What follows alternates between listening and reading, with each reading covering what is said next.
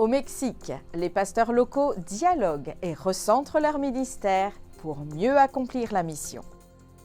La bonne nouvelle du salut touche les cœurs de 800 personnes en Inde. Adra Roumanie et la Fédération de la Moldavie rassemblent des ressources pour soutenir la Turquie. Le ministère de la Santé péruvien répond à la demande d'une employée adventiste du 7e jour de ne pas exercer les sabbats. Ces histoires et d'autres nouvelles à suivre maintenant dans le 3e épisode de la rétrospective d'ANN de 2023.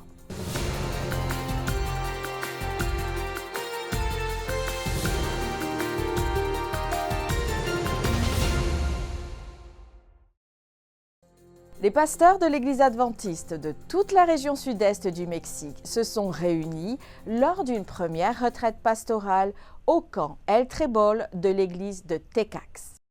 Cet événement de 4 jours a favorisé des temps de dialogue où 196 pasteurs de districts locaux ont partagé leurs expériences, étudié la Bible et se sont concentrés sur l'accomplissement de la mission de partager l'Évangile de manière plus efficace dans leur congrégation. Redefinir mi ministerio. Redéfinir mon ministère signifie réaffirmer ce que le Seigneur m'a donné jusqu'à aujourd'hui, à savoir une merveilleuse vocation, où je dois apprendre à aimer le corps du Christ qui est son Église, apprendre à être patient avec chaque membre et à me sentir partie prenante dans l'accomplissement de la mission. Nous espérons que la fin sera pour bientôt. Réorienter mon ministère, c'est apprendre à aimer l'Église du Christ. Aprender a amar a la Iglesia de Cristo.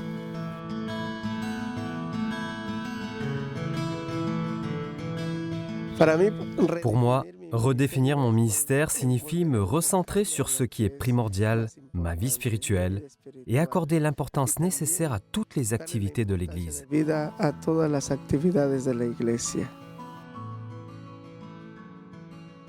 Cet événement a été une bénédiction pour moi. Et je pense que le retour sur le terrain, à l'Église, permet de redéfinir les choses et dont le service que je vais rendre au Seigneur. Dieu veut que chacun de nous puisse également s'engager envers lui et le sert avec passion pour amener des âmes à Jésus-Christ. Para llevar almas a Cristo Jesús.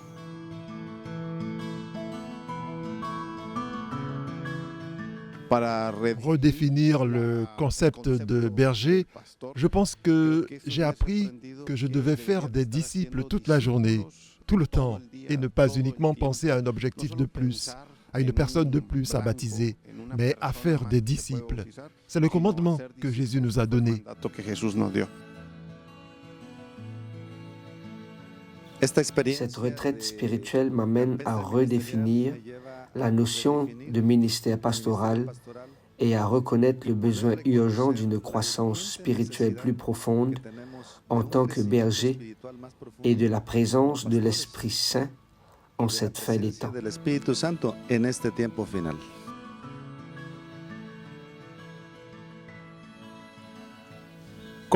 Elle nous a aidés à redéfinir notre ministère. Je pense que cette retraite m'a rappelé que Dieu m'a appelé par amour. Et c'est cet amour que je dois d'abord ressentir pour lui et son troupeau.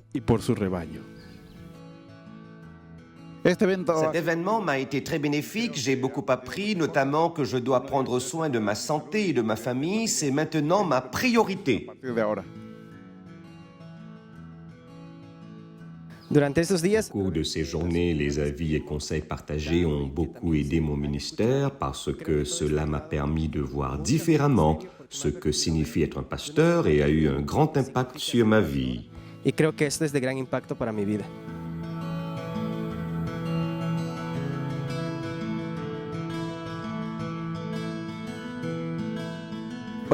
Aujourd'hui, plus que jamais, je suis convaincu que j'ai été appelé par Dieu pour accomplir une mission de manière holistique pour la gloire de son nom. Je redéfinirai mon ministère en renouvelant mon engagement envers Dieu, puisque lorsque nous avons un engagement envers lui, c'est alors que nous agissons par amour, que nous atteignions des objectifs par amour et réalisons les projets qui se présentent à nous, parce que nous avons un maître plus grand que nos dirigeants terrestres qui n'observe pas tout et ne voit pas tout. Nous rendons des comptes à un Dieu qui est témoin de tout et qui, lui, sait tout. A un Dios que todo lo ve, que todo lo sabe.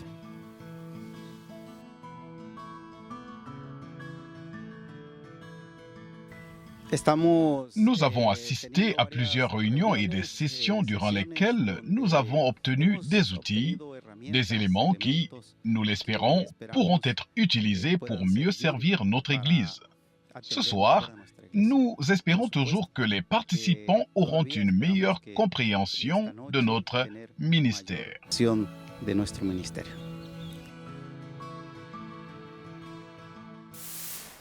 Chhattisgarh est un État du centre de l'Inde dont 93,25% de la population pratique l'hindouisme et 1,92% est chrétien. En avril 2023, l'Église adventiste du 7e jour avait prévu d'organiser des réunions d'évangélisation dans la région, mais celles-ci ont dû être annulées en raison d'un conflit entre les extrémistes et le gouvernement. Cependant, lorsque la paix a été rétablie, les réunions ont été reprogrammées. Du 7 au 11 juin 2023, près de 1000 personnes se sont rassemblées chaque soir pour entendre la parole de Dieu. Le 11 juin a également marqué l'inauguration d'une église nouvellement construite. Bien que les réunions n'aient pas pu être diffusées en direct en raison de l'accès limité à Internet, les membres d'église ont utilisé leur Internet mobile pour partager ces rencontres en direct. Le ministère de la Santé du Pérou répond à la demande d'une travailleuse adventiste de ne pas exercer le samedi. Écoutez l'histoire de foi de Sandra Pardo. Voici l'histoire de Sandra Pardo Tenorio, psychologue adventiste. Sa foi a été éprouvée pendant ses études dans une université non adventiste et dans sa profession au Pérou, mais Dieu a toujours été à ses côtés. Pour le remercier, elle s'est engagée en 2018 comme volontaire dans le projet Une année en mission au Brésil. En 2019, elle a postulé pour un travail au sein du ministère de la Santé du Pérou, où elle a été acceptée. Mais l'entretien d'embauche a eu lieu un samedi. Je n'avais pas réalisé que c'était le samedi. Le samedi soir, j'ai consulté l'appel à candidature et il disait que des personnes avaient déjà passé un entretien samedi et mon nom y figurait, sans passer d'entretien. Le lundi de la même semaine, ils ont envoyé un communiqué indiquant que les entretiens reprenaient. J'étais à Trujillo et j'ai dû voyager parce que les entretiens se déroulaient en personne, à Lima. Sandra a commencé à travailler en 2020 et à cause de la pandémie, elle a dû choisir 3 jours pour se rendre au centre de santé.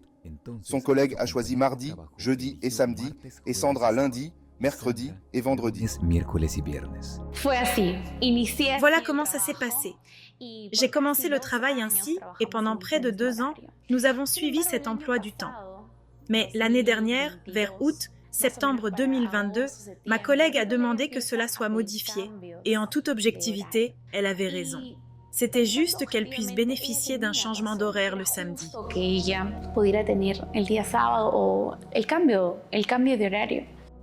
Sandra était sous pression et ne savait pas comment faire face. Elle s'est donc adressée à son supérieur hiérarchique. En termes simples, elle m'a dit qu'elle n'avait que faire de ma religion. L'essentiel est que personne ne manque à l'appel, que ce soit le samedi ou un autre jour. Puis mon supérieur a changé. Il avait ou a des idées très différentes. La transition s'est faite et lorsque je lui ai parlé du samedi, il m'a dit que je devais présenter un justificatif comme un document sur les raisons de mon absence le sabbat. Sandra a alors présenté son document et était sûre d'obtenir une réponse positive, car le droit à la liberté religieuse existe au Pérou. En réalité, la réponse fut négative. C'était un travail stable que j'avais obtenu il y avait presque 2 ans, sur un contrat quasi indéterminé. Sandra s'est souvenue d'un témoignage d'enseignants adventistes dont l'examen avait été déplacé de samedi à dimanche après un premier refus. Elle a donc communiqué avec Edgardo Muguerza, directeur des affaires publiques et de la liberté religieuse du nord du Pérou, qui a assuré qu'il ferait tout ce qui est en son pouvoir afin que le service juridique de l'Église l'aide immédiatement. L'Union a rédigé l'ensemble du document. Je n'ai fait qu'envoyer mes coordonnées et les informations. J'ai joint la lettre indiquant que j'avais déjà été refusée au centre de santé. Je pars mardi et je vais déposer les documents nécessaires. De Dirigli m'assure, je présente mon document. En un mois, le document est passé par 18 bureaux. Sandra a suivi la procédure dans le système où il vérifie l'expéditeur et le destinataire. Dans le système, je vois que l'expéditeur est Dirigli m'assure et la bénéficiaire est Sandra Pardo Tenorio. Monsieur m'appelle et me dit « Tu as été acceptée, ma fille. Tu as été acceptée. » Réponse disait que la justice reconnaissait la liberté religieuse puisque l'État est laïque et que le centre de soins permettait à l'employé d'exercer sans la contraindre à agir contre ses convictions religieuses. La première fois que j'ai présenté le document, c'était Dieu. Donnez-moi une réponse positive et elle était négative. Et la deuxième fois, c'était Dieu. Je n'ai absolument rien à ajouter ici, mais que ta volonté soit faite. Et c'est ce qu'il a voulu. Comme Sandra, de nombreux adventistes sont fidèles. Et en réponse à leurs prières, en mars 2023, Juan Burgos Oliveros, membre du Congrès péruvien, a présenté un projet de loi établissant le samedi comme jour chômé, payé pour les travailleurs publics et privés professant ce jour comme jour de repos ou d'observance. Nombreux sont les frères et sœurs qui ont dû abandonner leur travail parce qu'ils étaient très fidèles et voulaient respecter leur sabbat. De cette manière, un membre du Congrès cherche à protéger l'article 2 de la Constitution du Pérou qui établit que toute personne a droit à la liberté de conscience et de religion. Une cérémonie de baptême a eu lieu à Pokrovsk, dans la région de Donetsk, en Ukraine. Des représentants des communautés adventistes et des pasteurs sont venus des villes environnantes, dont Dobropilia, Druskivka et Irnik, pour assister à la décision de 16 personnes d'être baptisées. Des études bibliques ont été organisées dans ces communautés, suite auxquelles les intéressés ont exprimé leur souhait de se joindre à l'Église adventiste par le baptême. Chaque personne baptisée a reçu sa propre Bible. Malgré les difficultés liées aux conflits en cours dans la région, les communautés adventistes organisent des événements évangéliques pour offrir aux visiteurs un soutien psychologique et spirituel. Le 6 février 2023, un puissant séisme de magnitude 7,8 a frappé la Turquie et la Syrie. La catastrophe a touché environ 18 millions d'habitants. De nombreuses personnes ont été déplacées de leur foyer, plus de 18 millions de victimes nécessitant une assistance immédiate. En réponse à la crise, une équipe de l'Église adventiste du 7e jour de Moldavie, en collaboration avec Adra Roumanie, s'est rendue à Hatay, en Turquie. La communauté adventiste de Moldavie a fait un don de plus de 13 000 $ pour soutenir les survivants. 10 000 $ supplémentaires ont été collectés pour soutenir le travail d'assistance aux réfugiés. La vidéo suivante présente la mission et l'aide offerte par l'équipe adventiste à Hatay. Nous sommes à Antioche, là où les disciples de Jésus ont été appelés chrétiens pour la première fois. La catastrophe ici est pire qu'après une guerre. En temps de guerre, les bombes ne tombent que dans certaines régions, tandis que dans cette zone, il n'y a aucune construction qui n'ait été affectée par le séisme. Les gens sont choqués et essaient de comprendre et d'assimiler ces émotions de perte et de douleur. De nombreux réfugiés font encore preuve d'hospitalité. Durant nos visites, ils nous ont offert du thé et des repas simples. Bien que leur famille soit touchée par la perte de leurs proches et qu'ils aient tout perdu soudainement, ils essaient de survivre en restant unis et en gardant leur foi en Dieu. ICI, nous essayons de les aider en leur offrant de la nourriture et des produits d'hygiène, tandis que le pasteur local accomplit un travail merveilleux mais difficile dans cette culture islamique avec presque aucun croyant adventiste du 7e jour. Il fait de son mieux pour aider autant de personnes que possible, en restant en contact avec eux et en partageant la bonne nouvelle de la foi chrétienne dans le retour de Jésus. Nous sommes en Turquie depuis environ 2 jours. Nous sommes arrivés à Hatay hier soir et nous pouvions déjà voir que les quartiers aux alentours ont été complètement détruits. Tout. Ce qui tient encore debout ne peut même plus être appelé des bâtiments, mais plutôt des structures fragiles, et chaque brique, chaque mur dans les environs est compromis. Il n'est plus possible de vivre en sécurité dans ces bâtiments, et les autorités vont démolir plus tard ce qui est encore debout. Tôt le matin, nous avons essayé de livrer des articles aux personnes qui ont perdu leur foyer, et nous avons pu rencontrer des familles affligées, brisées par la douleur et le chagrin des êtres perdus, et des enfants sans parents. Que Dieu nous donne un état d'esprit sain, afin que nous puissions comprendre que de tels signes ont un message particulier. Que Dieu vous bénisse, vous qui avez apporté de l'aide aux nécessiteux. Que Dieu vous bénisse, vous qui serez appelés par le Saint-Esprit à vous engager dans cette mission dans un proche avenir.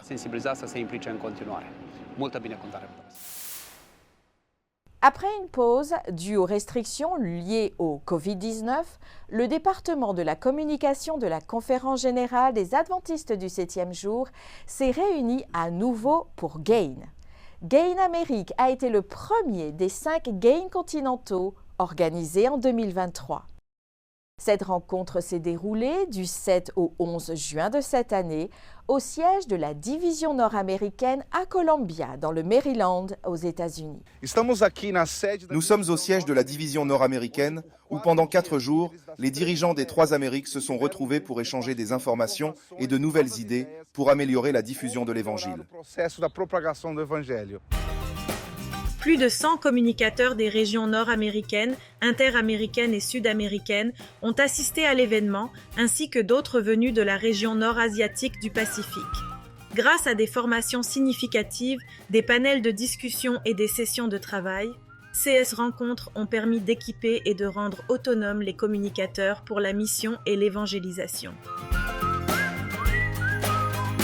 Cette année, GAIN Americas a accueilli plus de 15 orateurs qui ont présenté divers sujets tels que la production de contenu, la vidéographie et la photographie, les actualités, le podcasting, le jeu, la technologie, l'innovation et l'intelligence artificielle. Rapport des départements de la communication du monde entier montrant comment plusieurs divisions de l'Église adventiste utilisent les médias et les moyens numériques pour partager l'Évangile avec le monde. Selon les dirigeants de la communication de l'Église adventiste mondiale, GAIN cherche également à augmenter le niveau de collaboration entre les communicateurs adventistes du monde entier. Le 10 juin 2023, GAIN a organisé un service de culte spécial. Pendant son sermon, le pasteur Billy Biaggi, vice-président général du siège de la Conférence générale, a souligné l'importance de la communication pour la mission. Il a rappelé aux participants la devise du 160e anniversaire de l'Église adventiste, choisie pour la mission, et a déclaré « Nous avons été appelés à utiliser la technologie que Dieu nous a donnée pour témoigner au monde. » Les dirigeants de la communication de la Conférence générale adventiste et ceux des divisions présents ont également conduit les participants dans un service de lavement des pieds et de Sainte Seine, durant lequel les participants ont reconsacré à Dieu leurs talents, leurs efforts et leur vision pour la mission et le discipleship. Cet événement a marqué la première conférence GAIN en personne depuis le début de la pandémie de Covid. Depuis près de 2 décennies, les conférences GAIN ont équipé les communicateurs avec des outils, des stratégies et des idées pour un ministère efficace au sein des communautés numériques. Pendant près de 2 décennies, les conférences GAIN ont permis d'équiper les communicateurs d'outils, de stratégies et d'idées pour un ministère efficace au sein des communautés numériques. Depuis sa création en 2004, GAIN s'est transformé en une plateforme mondiale de réseautage, de formation et de collaboration. Des représentants de 22 pays africains se sont réunis à l'université Babcock au Nigeria pour la conférence sur la foi et la science. Cet événement de 10 jours était axé sur la manière dont la foi et la science peuvent enrichir notre compréhension du monde. Dans le cadre de ces efforts pour équiper l'Église avec les connaissances nécessaires dans le domaine de la foi et de la science, la Conférence générale des Adventistes du 7e jour, en collaboration avec la division du centre-ouest de l'Afrique, a organisé une réunion de 10 jours sur le thème de la foi et de la science à l'Université Babcock au Nigeria. Cette conférence a réuni des experts dans les domaines de la foi et de la science, des sciences de la terre, de la biologie, de la géologie et de la théologie pour éclairer plus de 1600 participants venus des 22 pays de cette division. La directrice de l'éducation de la conférence générale, Dr. Lisa Beardsley Hardy, son homologue en charge de l'éducation, le Dr. Juvenal Balizassa et Dr. Ronnie Nallen de l'Institut de recherche en géosciences expliquent pourquoi cette conférence se tient maintenant. Cette conférence est d'un très haut niveau.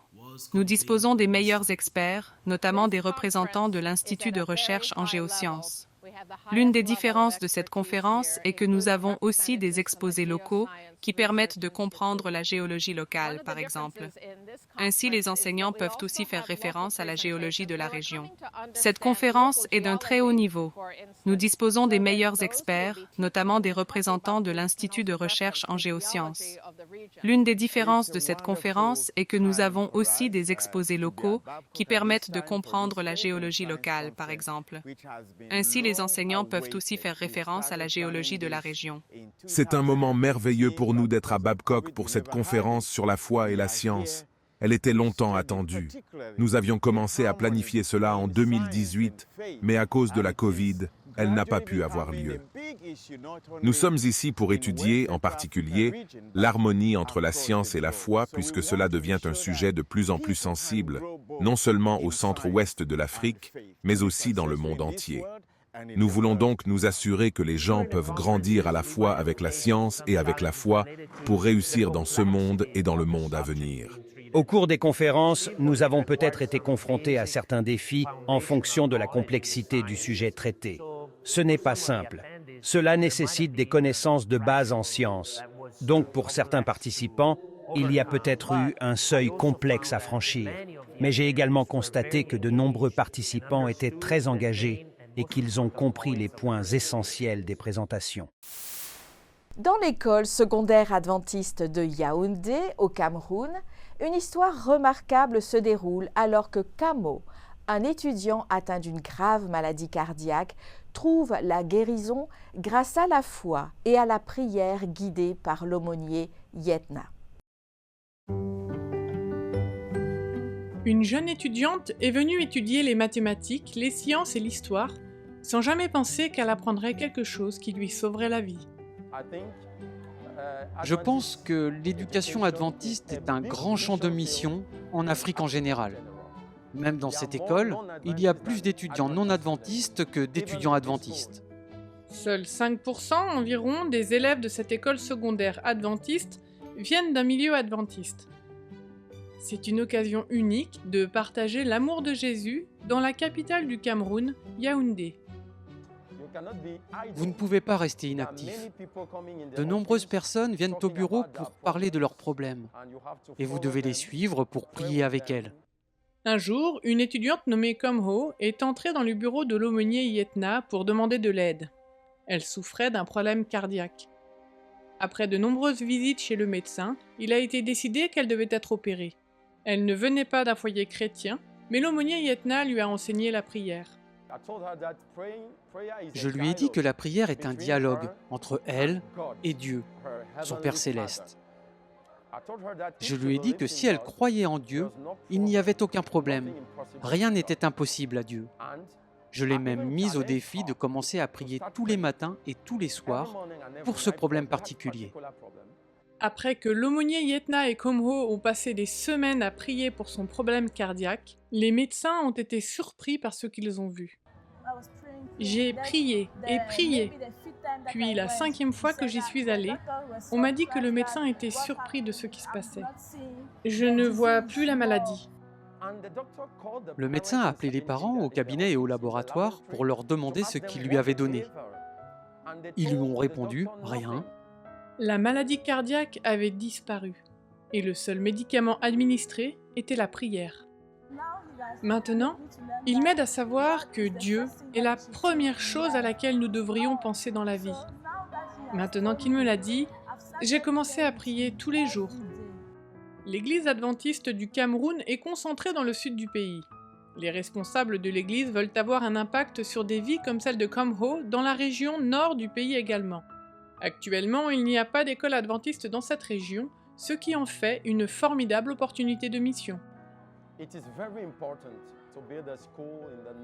Il est très important de construire une école dans la région du Nord, où il y a beaucoup de non-adventistes et même beaucoup de non-chrétiens. C'est très important d'abord pour la mission, car comme vous le savez, nous devons atteindre les régions qui n'ont peut-être pas entendu parler du Christ. Un terrain est déjà consacré à la construction de la nouvelle école. Ils ont des plans et une vision de ce à quoi l'école ressemblera une fois terminée. L'offrande du 13e sabbat servira à aider l'Église du Cameroun à construire sa première école dans la région du Nord. Veuillez prier pour ce projet qui donnera l'occasion de répandre l'Évangile à des peuples non atteints.